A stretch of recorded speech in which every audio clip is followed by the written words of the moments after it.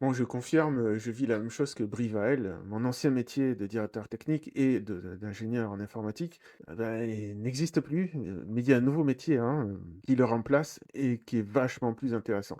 Je n'ai jamais été aussi productif de ma vie, et j'ai jamais autant bossé. Bon, ça le regarde.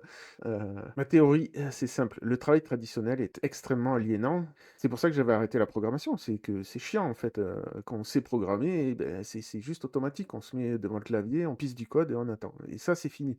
Les IA s'occupent de ça. C'est 80 de bruit, de friction, de tâches mécaniques qui tuent l'énergie créatrice. Les agences suppriment le bruit, les agences et les IA, hein. Ce qui reste, c'est du pur signal, des décisions, de la créativité, de l'avancement concret. Et je confirme, le projet sur lequel je travaille, c'est exactement ça.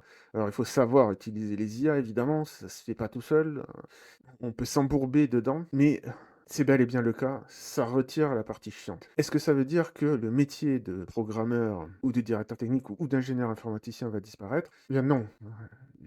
C'est difficile à dire, mais oui, dans certaines boîtes, il y a des licenciements, c'est vrai. Mais je pense pas que la demande en intelligence soit limitée. Donc en fait, on va juste produire plus de logiciels de meilleure qualité et on est dans de la destruction créatrice schumpeterienne, donc il y aura des nouveaux métiers qui vont apparaître.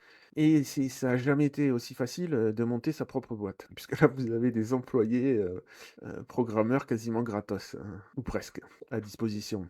Donc on verra. C'est sûr que ça va changer beaucoup de choses, ça a déjà changé, mais c'est très exaltant. Donc attention aussi, donc ouais, en tant que pratiquant de la méditation, je me méfie de ça, hein. Chaque journée est une décharge de dopamine non-stop.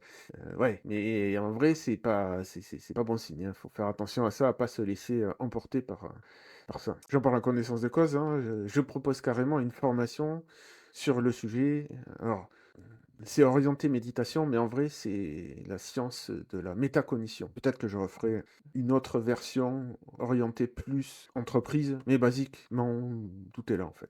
La métacognition, maîtriser son propre esprit.